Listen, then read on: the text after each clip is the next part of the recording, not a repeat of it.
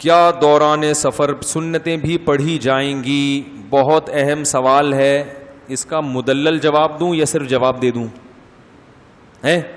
مدلل جواب دوں.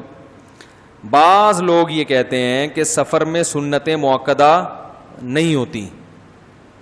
دلیل یہ دیتے ہیں کہ سفر میں جب اللہ نے 4 فرض میں اتنی آسانی کر دی کہ وہ 2 کر دیے, تو سنتیں تو فرض سے بھی ہلکی چیز ہیں, ان کو پڑھنے کی چندہ ضرورت نہیں ہے. اس لیے میں نے آپ دیکھا ہے رواج بن گیا کہ سفر میں لوگ سنت مؤکدہ نہیں پڑھتے, رواج بن گیا. تو یہ غلط ہے. سفر میں سنت مؤکدہ ہی رہتی ہے. رہا یہ منطق کہ جب اللہ نے 4 کے 2 کر دیے, اتنی آسانی دے دی, تو سنت مؤکدہ تو 4 سنت ظہر کی پڑھو, پھر 2 فرض, پھر 2 سنت, تو اتنی لمبی نماز ہے تو 4 کے 2 کرنے کے تکلف کی ضرورت کیا تھی؟ لوگ یہ لاجک پیش کرتے ہیں. اس لاجک کا جواب یہ ہے کہ عبادات یہ توقیفی ہوتی ہیں, ان میں قیاس کا دخل نہیں ہوتا. قیاس کا وہاں دخل ہوگا جس کی کچھ شرائط ہیں, وہ بھی موضوع نہیں ہے تو پھر وہ لمبی بات ہو جائے گی. عبادات توقیفی کا مطلب جیسے بتایا ویسے ہے, اس میں اپنی طرف سے کانٹ چھانٹ کی اجازت نہیں ہے. جیسے میں نے ابھی نماز سے پہلے مثال دی تھی کہ روزے میں اللہ نے بیمار کو اجازت دے دی روزہ چھوڑنے کی, مسافر کو اجازت دے دی. اب آپ اس پہ مزدور کو قیاس نہیں کر سکتے کہ بیماری میں اتنی تکلیف نہیں ہوتی روزہ رکھنے میں جتنا ایک گڑھا کھودنے والے کو تو روزے میں اور تکلیف ہوتی ہے, لہذا اس کے لیے روزہ چھوڑنا تو بطریق اولا جائز. او بھائی, یہ آپ کو خود سے فنڈر بننے کی ضرورت نہیں ہے. بیماری میں اللہ نے اجازت دی ہے, چھوٹی بیماری ہو بڑی بیماری ہو. سفر میں اللہ نے اجازت دی ہے, چاہے سفر میں ٹینشن ہو یا نہ ہو. باقی پیاس کی ٹینشن کو اللہ نے ٹینشن نہیں مانا.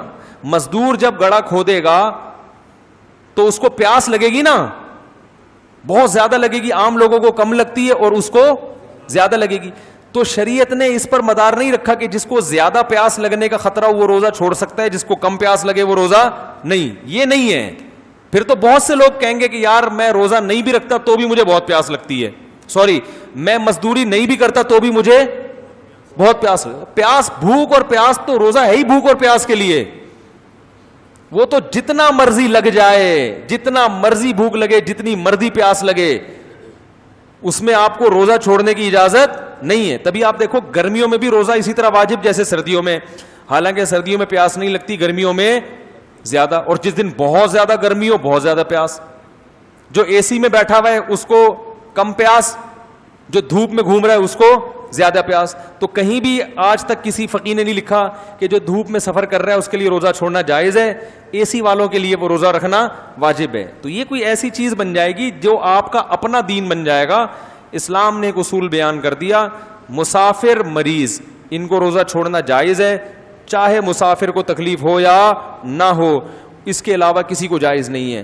ہاں مزدور روزہ رکھے گا, پیاس ناقابل برداشت ہو گئی, بیماری کا خطرہ ہو گیا, تو پھر بیمار کو روزہ چھوڑنا چھوڑ بھی سکتا ہے, توڑ بھی سکتا ہے. ابے کیا ہو گیا, سمجھ کیوں نہیں رہے؟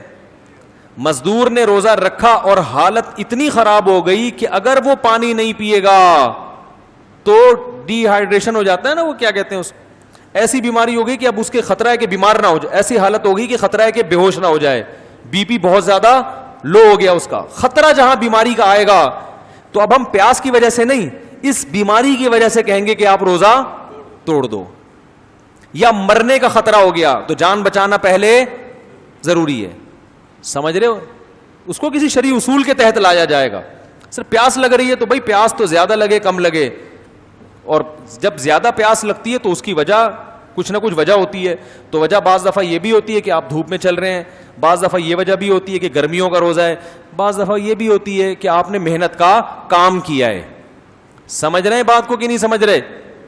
تو اس سے ہمیں پتہ چلا کہ روزہ چھوڑنے کی جو اجازت ہے سفر میں, تو یہاں سفر پر حکم کا مدار رکھا ہے شریعت نے, مشقت پر حکم کا مدار نہیں رکھا. یعنی آپ یہ نہیں کہو گے چونکہ سفر میں مجھے ٹینشن ہوتی ہے اس لیے روزہ چھوڑنا جائز ہے. تو بھائی ٹینشن تو بعض دفعہ گھر میں زیادہ ہوتی ہے, سفر میں آدمی ریلیکس ہو جاتا ہے. اب ایک غریب آدمی جو جھونپڑی میں رہتا ہو, اس کو آپ جہاز میں سفر میں ایئر کنڈیشن میں بٹھا دو, وہ زیادہ خوشی میں ہوگا. لیکن شریعت کہہ رہی ہے جھونپڑی میں روزہ چھوڑنا جائز نہیں ہے, یہاں جہاز میں روزہ چھوڑ سکتے ہو. سمجھ میں آئی بات کہ نہیں آئی ہے؟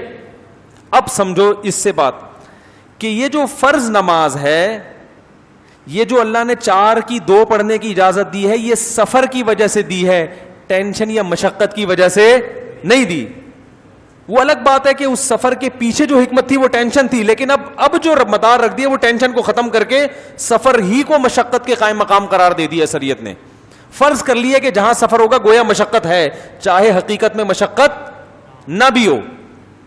اب سفر کتنا ہی پرسکون ہو, ایک آدمی ایک جھونپڑی میں رہتا ہے, پنکھا نہیں ہے, مچھر ہے, ندی نالے کے قریب اس کا گھر ہے, اور بڑی ٹینشن میں, اور بہت جلدی کہیں اس کو جانا بھی ہے, بیگم بیمار ہے, اسے فوراً ہسپتال لے کے پہنچنا ہے, اور نماز قضا ہونے والی ہے, تو وہ 4 کی 2 بولو بھائی نہیں پڑھ سکتے, اس کو 4 ہی پڑھنی پڑیں گی. اگر جان کا خطرہ ہے تو پوری 4 چھوڑ دے, ہسپتال چلا جائے, لیکن ایسا نہیں ہو سکتا کہ 4 کی کتنی کر دے, جب بھی پڑھے گا پوری 4 ہی پڑھے گا وہ, حالانکہ سخت ٹینشن میں ہے. یہ کیا خیال ہے بھائی؟ سخت ٹینشن, ٹائم نہیں ہے, جہاز نکل جائے گا آپ کا. 4 کی 2 نہیں ہوں گی, 4 ہی ہوں گی, چاہے نماز قضا ہو جائے, لیکن پڑھنی کتنی پڑیں گی؟ 4. لیکن آپ بڑے آرام سے ہو, کوئی ٹینشن نہیں ہے, جہاز میں پہلی دفعہ بیٹھے ہو, غریب آدمی کو جہاز میں بٹھا دیا, وہ کھڑکی پہ بیٹھا ہوا بادلوں کو دیکھ رہا ہے, بڑا مزہ آ رہا ہے, اور جگہ بھی ہے وہاں نماز پڑھنے کی. وہ 4 نہیں پڑھے گا, وہ 4 کی کتنی پڑھے گا؟ 2 پڑھے گا. تو پتہ یہ چلا کہ فرض میں جو ہے نا اللہ نے سفر پر حکم کا مدار رکھا ہے, مشقت یا ٹینشن پر حکم کا مدار نہیں رکھا. جبکہ سنت مؤکدہ کے بارے میں ایسی کوئی نص اور قرآن کی حدیث ہمارے پاس موجود نہیں ہے. تو پتہ یہ چلا کہ سنت مؤکدہ جیسی حضر میں تھی ویسی ہی سفر میں ہے. نہیں آ رہی بات؟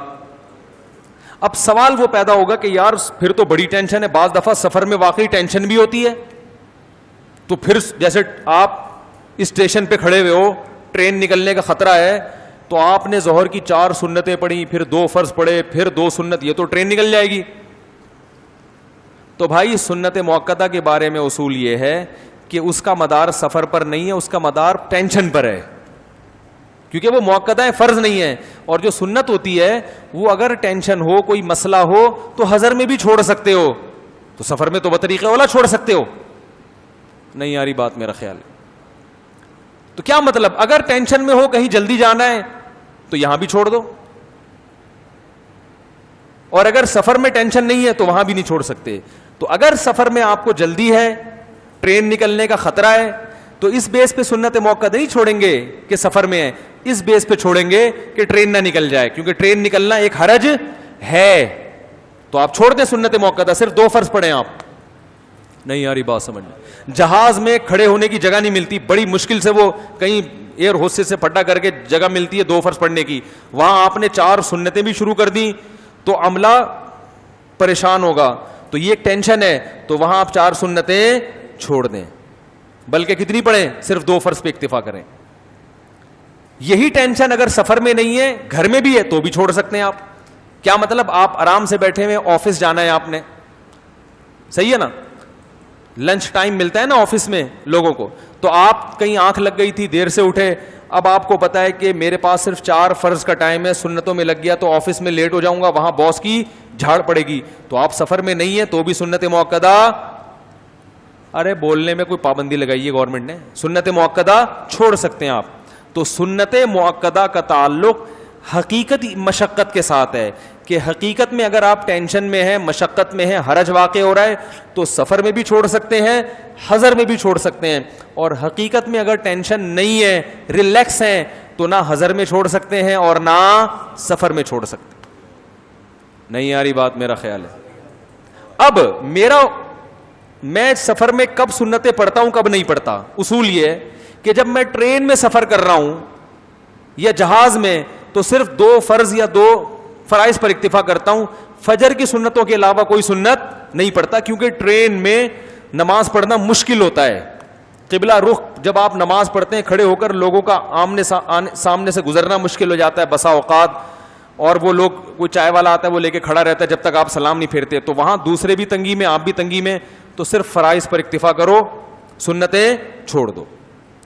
اسی طرح اسٹیشن پہ اتر گئے, سنتوں میں لگ گئے, ٹرین نہیں بھی نکلے تو خطرہ لگا رہتا ہے, یار ہارن بجا تو فرض کھٹائی میں پڑ جائے گا نا, ٹینشن رہے گی. پھر دوسرا, اسٹیشن پہ ٹائم کم ہوتا ہے, آپ نے وضو بھی کرنا ہے, گھر والوں کے لیے کچھ فیملی کے ساتھ جا رہے ہو تو کوئی خربوزہ بھی خریدنا ہے, آم بھی خریدنا ہے, وہاں سے کبھی کبھار چائے بھی لے لیتا ہے آدمی, تو اس ٹائم میں وقت, سنتوں میں وقت لگا لیا تو وہ ٹینشن. تو بھائی یہاں سنتیں چھوڑ دیں, صرف فرض پر اکتفا کریں, ٹھیک ہے نا, اور فرض بھی مختصر پڑھیں, گاڑی میں آ کے آرام سے بیٹھ جائیں, پھر بیٹھے بیٹھے جتنی چاہے نمازیں پڑھیں. آپ کیا خیال ہے؟ نفل نماز تو جہاں چاہے منہ کر کے پڑھ لو, سیٹ پہ بھی پڑھ سکتے ہو, وہ گاڑی کی بات کر رہا ہوں, گاڑی میں جہاں چاہے, ایسا نہ ہو کہ یہاں بھی ادھر ادھر منہ کر کے نمازیں شروع کر دیں.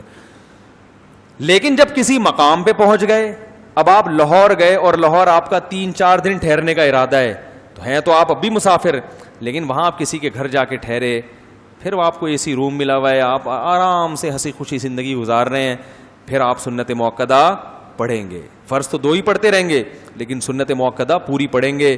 وہاں یہ کہنا کہ چونکہ سفر ہے تو سنت موقدہ چھوڑ دوں, یہ آپ کی دلیل صحیح نہیں ہوگی. تو اس لیے سفر میں جب جایا کریں, اگر ٹینشن کی حالت میں نہ ہو, سکون اطمینان کی حالت میں ہو, تو سنت موقدہ بھی تمیز سے پڑھا کریں. ہاں ٹینشن ہے, جلدی ہے, پھر چھوڑ دیں, کیونکہ پھر بھی فنٹر گیری کریں گے, اب آپ کو بھی نقصان ہوگا, گھر والوں کو بھی. بعض لوگ کھڑے ہو جاتے ہیں اسٹیشن پہ, پوری سنت موقدہ تمیز سے شروع کر دی. ابے ٹرین ہارن بجا رہی ہے بھائی, اور آپ امام بھی ہو, لوگ آپ کا انتظار بھی کر رہے ہیں, 2 فرض پڑھاؤ, بیٹھو یار جا کے. پھر وہ فرض شروع کرتے ہیں تو وہ پوری سنت قرات, فرض میں کیا شروع کر دیں گے, اتنی لمبی قرات شروع کر دیں گے, لوگوں کا ایمان کا امتحان لے رہے ہیں. اب وہ ہارن بجنا شروع ہوتا ہے, پبلک مقتدی پیچھے سے کھسکنا شروع, تو جنت کے جو نچلے درجے میں جائے گا وہ سب سے پہلے کھسکتا ہے, جو جنت الفردوس والا وہ آخر تک امام کے, یعنی اس طرح امتحان لے رہے ہوتے ہیں امام صاحب. تو اسٹیشن پہ نماز پڑھنی ہو, جہاز میں نماز پڑھنی ہو, بہت مختصر کرتے ہو, انا اطعنا پڑھ لیں فجر میں آپ, کیونکہ سفر ہے. نبی صلی اللہ علیہ وسلم نے سفر میں مشقت تھی, آپ صلی اللہ علیہ وسلم نے عشاء کی نماز میں والتین والزیتون پڑھی ہے, اور فجر میں سورہ فلق اور سورہ ناس پڑھی ہے. لیکن جب اطمینان کی حالت میں آ گئے, پھر فجر میں انا اطعنا نہیں پڑھی جائے گی بھائی. فجر میں پھر طوال مفصل, لمبی لمبی صورتیں. سب سے لمبی نماز کون سی ہوتی ہے؟ قرات فجر کی ہوتی ہے. سمجھ رہے ہو کہ نہیں سمجھ رہے؟ اور اس کے خلاف کرنا قابل ملامت ہے. تو یہ فقہا سے دین سیکھا کریں, باقی لوگوں سے دین سیکھنے کی چندہ ضرورت نہیں ہے. ان کو نہیں پتہ بیچاروں کو, ٹرم سے واقف نہیں ہے, اصطلاحات سے واقف نہیں ہے. تو وطر بھی سفر میں بہرحال پڑھنے پڑیں گے, اور وطر 3 ہی ہوتے ہیں, وہ 1.5 نہیں بن جاتے ہیں, ٹھیک ہے نا. تو ہماری جو امام حنیفہ کی رائے کے مطابق وطر سفر میں آپ سنت موقدہ تو جب چھوڑ سکتے جب مشقت ہو, لیکن وطر کسی حالت میں نہیں چھوڑ سکتے. وہ سفر میں بھی پڑھنے پڑیں گے اور حضر میں بھی, اور ان کی قضا بھی ہے, کیونکہ ان کی تاکید بہت زیادہ ہے.